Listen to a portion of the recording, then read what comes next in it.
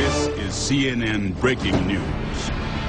And hello again from CNN Center. I'm Natalie Allen. We want to bring you the latest on the breaking news that we continue to follow out of Chile, where a magnitude 8.8 quake hit about 90 minutes ago off Chile's coast. Yes, 8.8 quake, a very strong earthquake there this morning. There are power blackouts, we're told, reported in Santiago and in Concepcion, the largest city closest to the epicenter of this quake.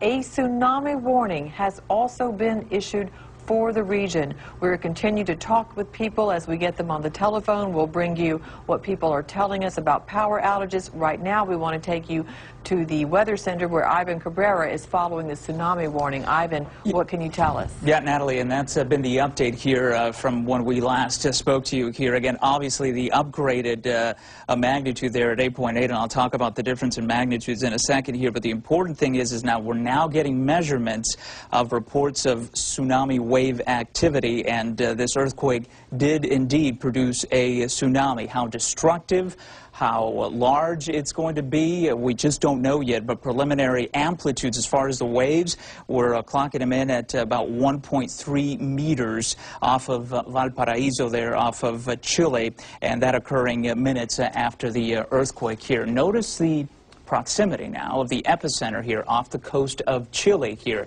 If a tsunami was generated, these travel about 800 kilometers per hour.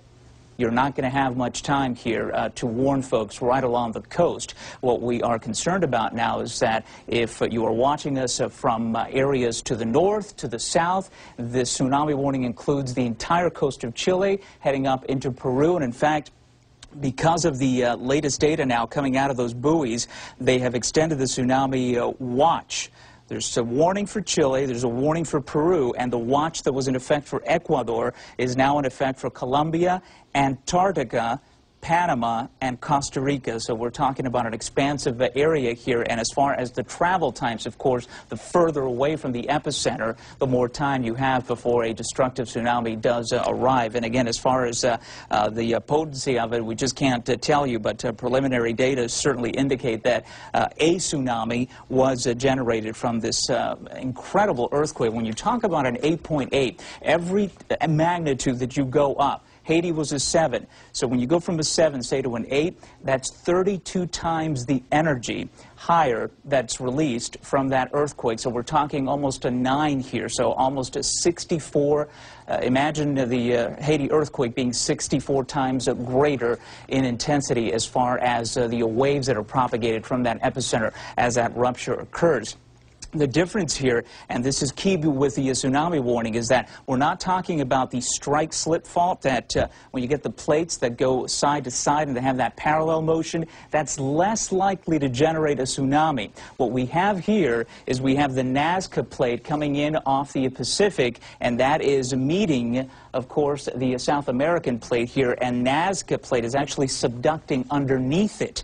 So what happens is when you get that earthquake, you get an up and down motion, and that generates obviously the earthquake, but also when you get an up and down motion, that can generate a tsunami. And in fact, with this one, it was generated. As far as how destructive it's going to be, it is just too preliminary to talk about that. But as far as, let's say the tsunami wasn't, let's say if it wasn't even generated, an 8.8 is going to cause considerable damage to structures. Forget the tsunami. I mean, just the earthquake itself is going to be a catastrophe for areas in and around the epicenter. Let's take you to our other weather source, 491. Because I want to talk about the perspective here and put it in perspective as far as our magnitude here.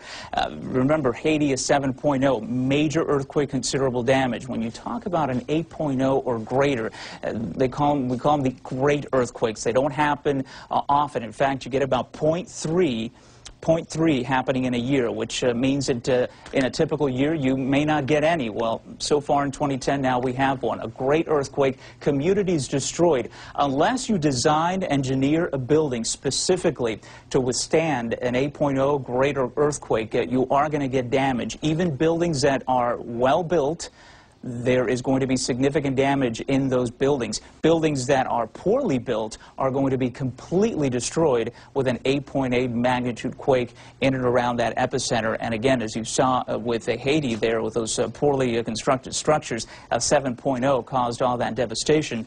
And 8.8, almost a 9, is, Natalie, about 64 times greater than what we saw in Haiti. So we're going to watch this very closely here. We're going to be with you throughout the day, and we're going to hope to get some information out of that region. But I must say, if we're getting power outages about 300 kilometers away, that would be the capital in Santiago. You can imagine what's going on in places, say, like Concepcion, which is much closer to the epicenter where that rupture earthquake occurred.